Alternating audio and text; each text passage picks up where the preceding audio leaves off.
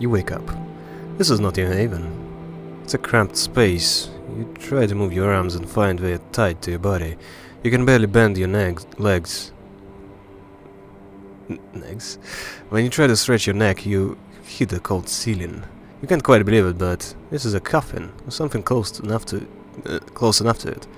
It vibrates slightly, but you can't hear any sounds coming from outside. It's entirely dark. You focus on diverting your blood to boost your physical prowess. The way you imagine you're going to Superman punch your lid off this thing.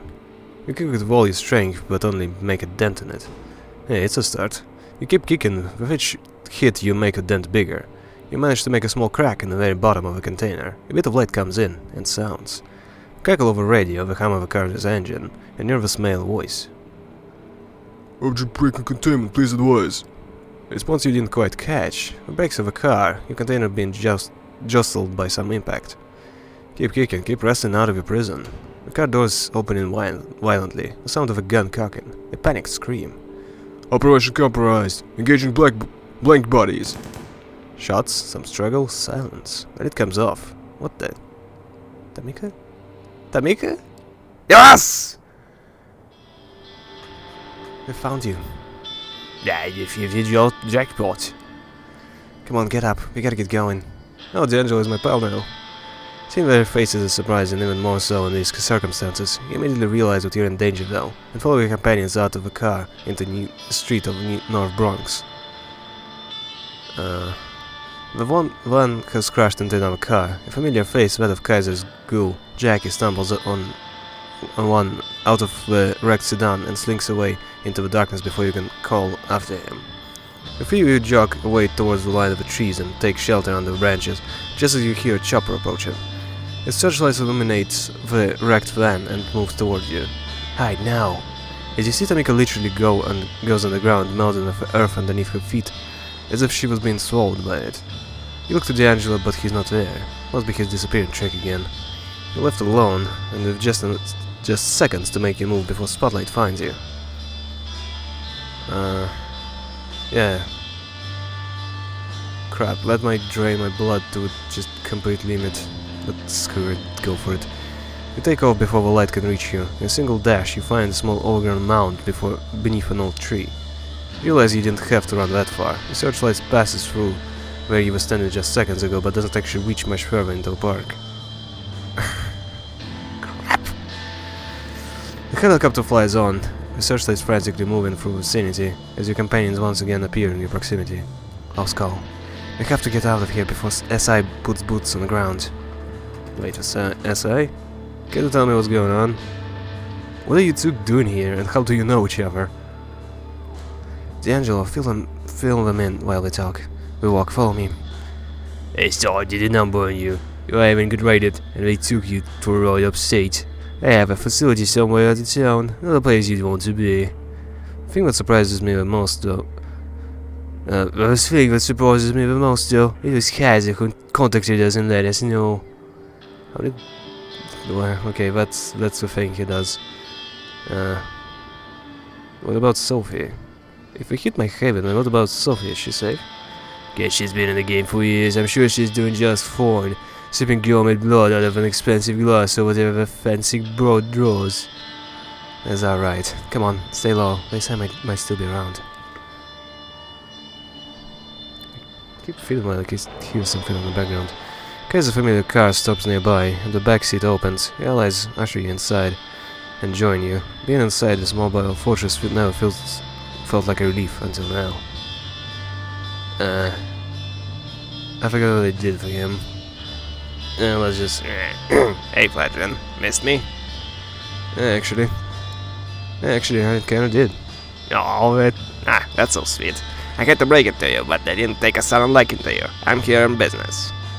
Oh, Brand, you know a thing or two about that, wouldn't you, detective? You're here now, only because I told your buddies what you were neck deep and shit. But when you were in? The one-way ticket to Hartville, Pennsylvania. I broke you out as a favor. Now you owe me. Big. How did you know? Why didn't I wake up earlier? That's a thing he does. Why didn't I wake up earlier? I thought I was picked up 2 nights ago. Why didn't I wake up earlier? The Inquisition aren't dumb. They broke into your place in the middle of the day and staked you as soon as they saw you. Bam, paralyzed. Brought you to the cloisters and examined you a bit. If you've been walking funny, that's why. Lucky for you, I had an inside man loosen the stake a bit before they packed you in. Wait, you have an inside man within the second Inquisition? First blocking your pretty ears there, Stray. Yeah, I have somebody on the inside. As much as I'd like that, I'd probably not the only one. I have a good idea of why SI hit you, Joe. Not that there's not a bunch of good reasons for it. It might have been one for V's, for instance. The screens on Kaiser's car flicker, and each of them is now showing a short-looped clip. It's you, getting into a fight, feeding, using one of your powers. You haven't exactly kept a low profile, Fledgling. I get it. You're new to this, you didn't know better, yada yada yada. The fact is, the SI has tons of this stuff. Security camera footage, YouTube videos posted by the onlookers, social media posts from victims, you name it. Like I said though, I don't think any of this did you in. Slip-ups happen. Not to you though. You always wondered how is it when you can drive in a pompously luxurious limo around NYC and nobody got to you yet. What's your secret, body doubles? Decoy cars. Kaiser smiles, going for that anthropomorphic piranha look you saw a few times before. You don't know what killed the cat, don't you, Mr. Finch? The angel freezes and scratches his face, looking fiercely at the Darwin Nosferatu. You notice his hands are shaking. Well, do you? Stop flaking on the upholstery and answer. Or should I use your given name too? Yeah, I know why the cat croaked. You would, wouldn't you? You've never seen D'Angelo serve anyone a death stare quite like the one he's shooting Kaiser right now. As much as I enjoy tempering your overinflated ego, we're nearing our destination, so I think I'll move on. The reason why I need you walking and talking, Joe, is to test a hypothesis of mine. For that, I need you to finish what you have a task to do. So first things first, here. He hands you a phone. The number is already chosen for you. You hear the tone. Somebody picks up. Who is this? It's me, Sophie. Joe, are you okay? She is actually concerned. Hey, fine and dandy. Kaiser? What are you doing on this line? What do you think? It's my phone your protege is using, so keep it snappy. Operating a secure network ain't cheap. Come on, Joe, speed it up. Kaiser saved me from SI. I got captured by the SI, but I'm fine now. SI? That's what I feared. Listen, a plan, we need to do it tonight. But if Inquisition is involved and you broke out, we'll be looking for you, so we can't meet in public. I have a place in mind, but Kaiser, are you still listening? Would I tell you if I wasn't? Joe, call this number from where you visited before we last spoke. I'll come pick you up. She hangs up. And that's that. What it is you're getting yourself into? You don't want to talk. You go... Tamika, goddamn, you tempered with Second Inquisition like crazy. You never did tell me what kind of work you did for Langley. Don't play coy, D'Angelo. You must have figured at least some of it out. Don't worry, we'll have plenty of time to compare notes after we let our mutual acquaintance carry on the fair night. If my intel is worth a damn, your next stop, Joe, is right about here. The car comes to a stop and the door opens. Outside you see a street looking to the Stars and Stripe, Torque's pool pub. Well, you need me to kick you out? How the fuck do you know about this place? That's the thing he does. You don't ask Nosferatu how he knows things. That's his job, that's what we do. Why is this question keeps popping up? What about them? What about Tamika and D'Angelo? What about them? We're staying right where we are, and we're going to have a little chat. After we're done, I'm sure we'll find way back to where Haywood's just fine. The clock is ticking. I think I know what Sophie wants to do tonight, and if I'm right, tonight's the last chance you've got. You want to say bye-bye to your buddies before you go, that's fine by me, but that schedule of yours is pretty hectic, so you better do it now and scram. Oh fuck, yeah. Yeah. Thank you companions for your help, yeah, definitely. You thank both of your companions for their assistance, especially D'Angelo, because I think he definitely doesn't owe me anything. Without him, you wouldn't be here now. Kaiser makes a gag and gesture and nudges you to step out of the car. You turn around and make your way to a bar. The door closes behind you and Kaiser's limo starts moving again. You hope your companions won't have to pay too high of a price for helping you. The Souls and Stripe is pretty much abandoned tonight. Just a bartender and one bleary-eyed local watching a Bogart movie on the bar screen. He asks to use the phone and calls Sophie first. Yes? What's the plan? I'm here, what's the plan? We're on our way. What if I talk if he's not there? We need to talk as soon as possible and move quickly. She hangs up. You tell the bartender to notify Torque, just like the Anarch leader mentioned you should. Man makes a short call. You only hear somebody picking up, but no words exchanged. Owner's on his way right now. Can I get you anything while you're waiting? Do you serve special stuff? Actually, do you serve special stuff? Bartender raises an eyebrow. A special reserve, you mean? Sorry, I can only serve at a narrow selection of the owner's friends.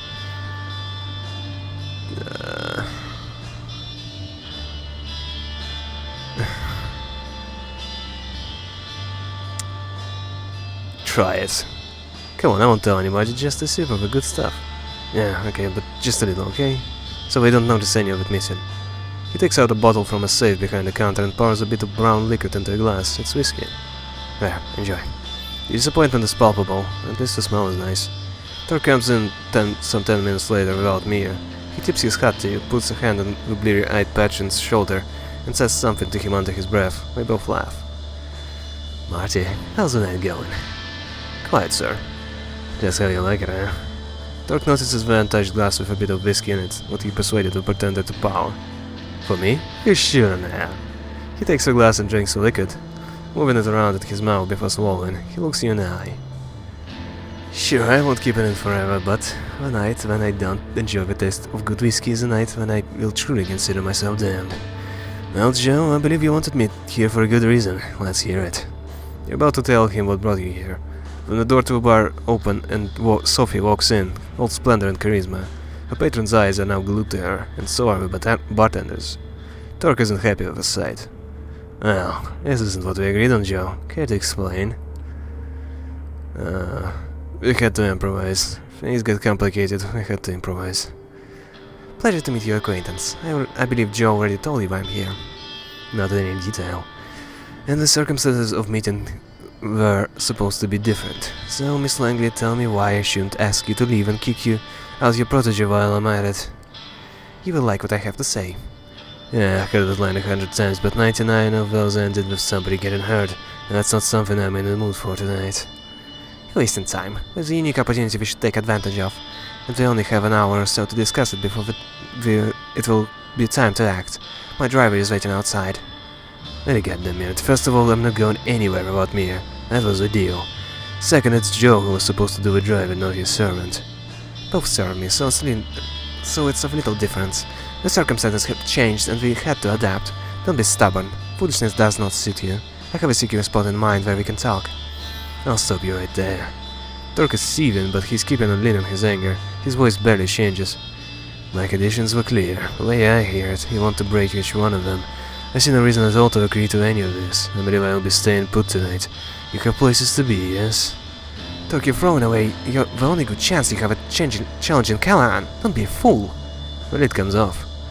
Call me a fool one more time, woman, and that's not the only thing I'm going to be throwing.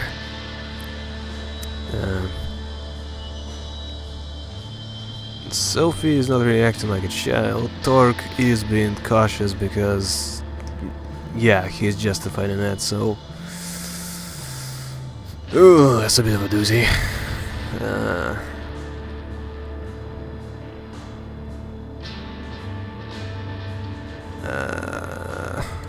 Both acting like children, you need to put your different side and see each other's point of view.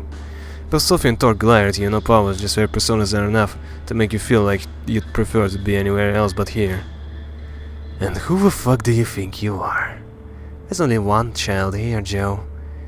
You're a patron, Langley. What does that tell us? What are you implying, you insolent? Shots break through front windows and flashbang goes off in the room, changing the bar into a space of white light and grinning eyes. You feel somebody tugging at your back and you're thrown behind the bar. More shots ring out, bottles breaking, the TV shattering and the pieces of wooden bar splintering.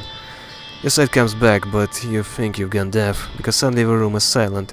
You see Torque beside you and Marty, the bartender, bleeding out on the floor. You look all over the bar. Sophie is standing there. Her dress is partially tattered. Invisible hole in her leg. She's like the heart of a supernova, entrancing, unavoidable, beautiful and terrifying. In front of her, 8 operatives looking like a private military force just standing there, paralyzed by Sophie's magnificence. Torque, you still there? Yeah. Would you kindly show your guests some hospitality? Sure thing. The Anarch is gone. It's a blink of an eye, and he reappears next to one of the soldiers. The armor-clad operative's head disappears in a puff of blood and bone. The same thing happens to the second. The third, you hear the radios go off on one of the soldiers' shoulders. A panicked voice pleading them to wake up. The fourth head pops. The fifth. You finally realize what's happening, but it's too late. The sixth man is beheaded by what you now see as Torque's bare-fisted punch.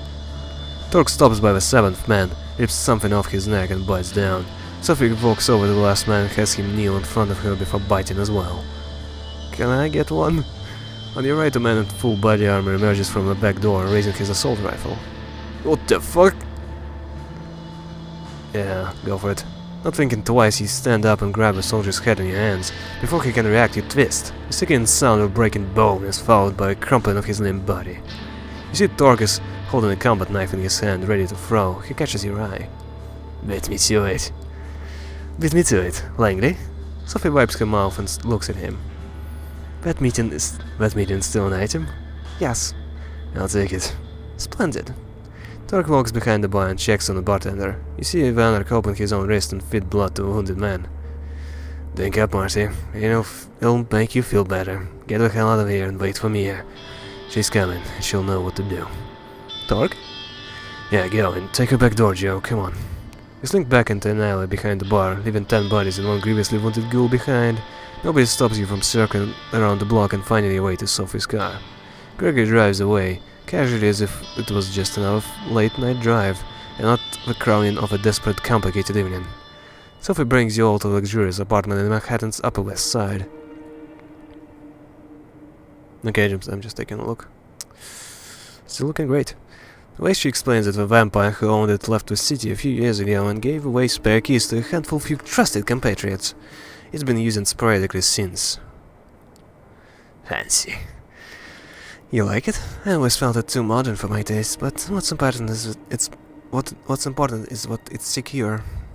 As long as nobody follows your car here, or of legend, trouble follows this one wherever I go. Even if that's the case, we have very little time to conduct our business here anyway. We'll be leaving soon, I hope. So let's begin. Stay silent. I don't see any reason to talk. You look to Sophie, excited. Finally, you will learn what it is what you've been working towards for more than 1 week. And what Kaiser wanted you to participate in. I have it on good authority that Boss Callahan is bloodbound to Prince Panhard. Torque sucks air in loudly. That's an accusation and a half, Langley. Got proof? No, but we're just a boat run away from getting it. What is that supposed to mean? Joe, the rest what I procured from Kaiser was the meeting spot for Panhard and the Baron's regular share in the blood, and other bodily fluids if rumors are true. Wait, Kaiser knew about this? Is there anything that a insufferable clump of dead skin doesn't know in this city? He knows things, but only shares them if you pay. Neither the Prince nor Callahan can touch him. He's too useful. So Kaiser knows you wanted the address. Aren't you afraid Kaiser will betray you? Kaiser said saving me was in his interest. Yeah, I wanna share this. Kaiser said something about having plans for me. He wanted me to make this meeting happen. That can't be good, right? That's an interesting point. I think Kaiser might be as interested in shaking up the status quo as we are. A chaotic landscape makes for a great market for him, unlike a static one. I don't like playing into a creep's hand, but at least now I think I know what I'm doing it. The devil you know and all that. What was the address he gave you? We meet regularly at Ellis Island. In fact, their next scheduled meeting starts in just about half an hour. Ah damn. I'm guessing you want to crash that meeting, why? So you can see the proof for yourself. So what I can make sure too, and so that I have an extra pair of eyes for Panhard to consider when I present to her my ultimatum. The Prince must abandon her seat and leave New York City. She can go wherever she pleases, but if she stays, the entire court will know, and the next prince might not look favorably on her past. Dealing with anarchs, especially so closely, is a punishable offense in the Camarilla, as I'm sure you've heard. So I did. Torque strokes his beard and looks intently at Sophie. What exactly are you trying to accomplish here? You remove Panhard and even say I remove Callahan, and what? Torque, did you ever wonder why Callahan is keeping you in check? Because I wondered why the Prince condemns anarchs during her visits in Elysium, but doesn't allow the Ivory Tower to challenge you. She or they have engineered this status quo not for the good of their sects, but for private gain. They keep us all in line, because it lets them hold on to power that much longer. And your goal is what? Make this Cold War turn hot. Not a great plan. You commies will get your butts kicked out of NYC in no time. If you anarchs manage to organize, which I doubt you will, at any rate it's a risk I'm willing to take. I don't stand alone in this. The entire operation has been years in the making. I'm offering you a chance to square things with Callahan, Torque, and level the playing field. We get rid of these two, and we start from equal footing for the next stage of this dance macabre. Why am I here listening to this? Yeah. I'm a little out of place here. I feel like they're gonna off me the first chance we get. Aren't you copying the same status quo you're hoping to break? Just no Camarilla Anarch agreement to replace one in place? Well, for one I don't expect to sleep with Torque to seal the deal. Well, don't go that far. Fair enough. Also, if I understand your attention, this is just an alliance of inconvenience. A ceasefire for a common benefit, not a lasting peace treaty. Did I get that right? Exactly. So you see, Joe, it's nothing like the current arrangement. It's quite the opposite, wiping the state clean. You know, all those years spent on Callahan's shadow and taking part in all these kindred dick-measuring contests should make me expect a ruse. Just a ploy to kill me in some out-of-way place. That's our inherent paranoia talking now. My gut tells me it's time to get the show started. I do hope you have a boat nearby, Langley. Sophie smiles mischievously. Of course I do. It's waiting for us by the pier. Lead the way then. Moonlight's burning. The three of you leave the apartment and walk toward the pier. Nobody seems to be following you. You get on a small patrol boat and double time it through the Hudson cold, dark waters.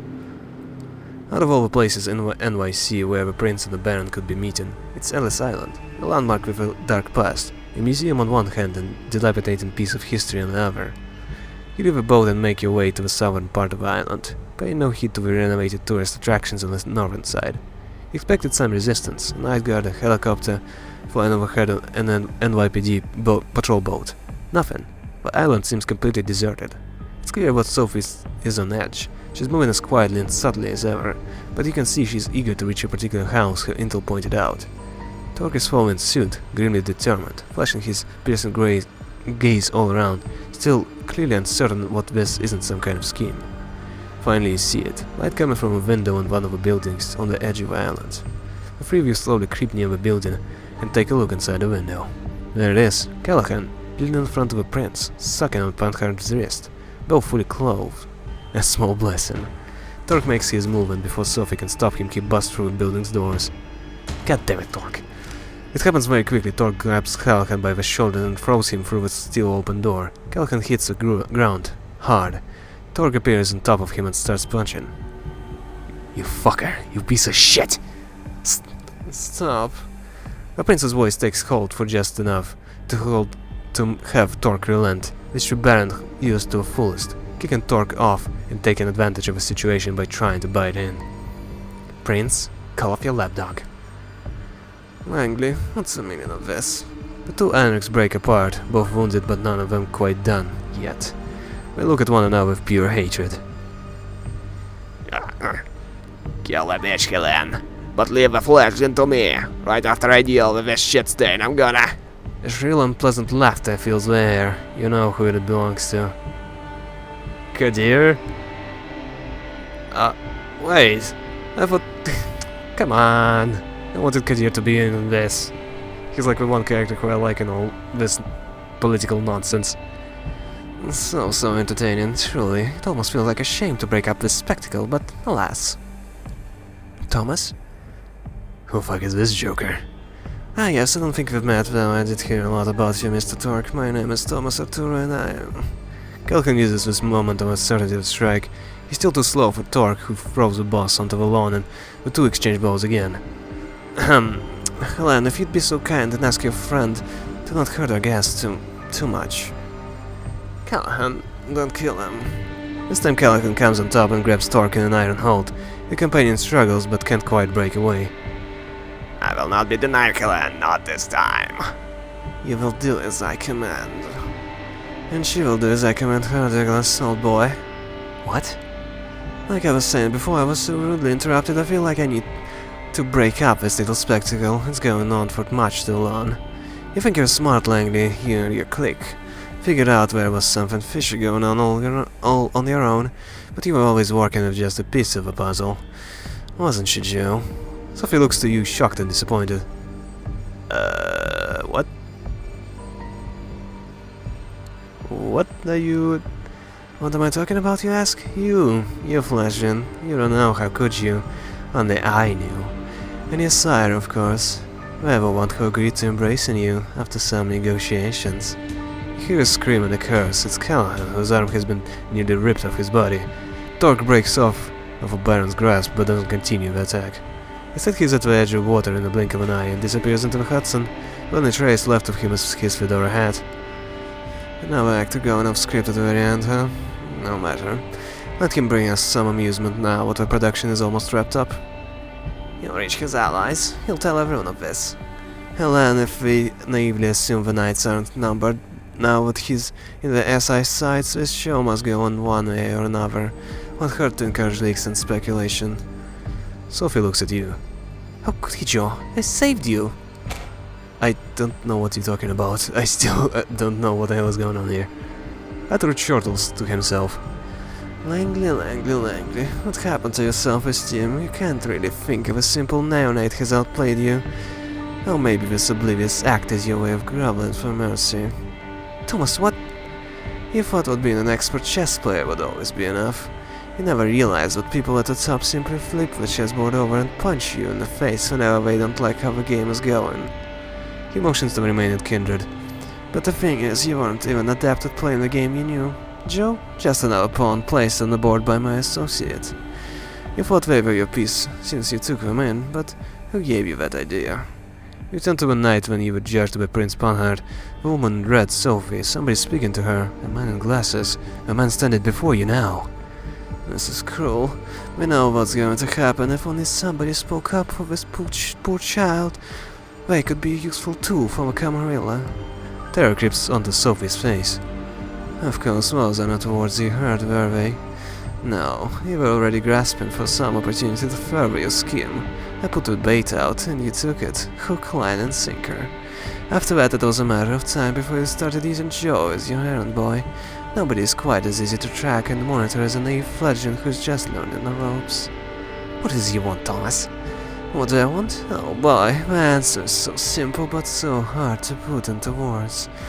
Unstable stability, cutting-edge tales of thrills and intrigue, what pushes it to the limit, and then return to the tried and tested status quo gently, infallibly.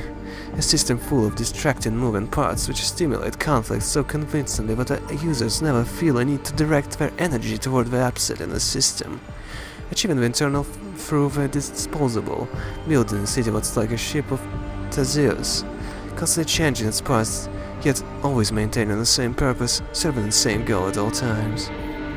A large-scale infrastructure that has something like an exhaust system of a spirit, something that disperses the toxicity around instead of concentrating it in a single place.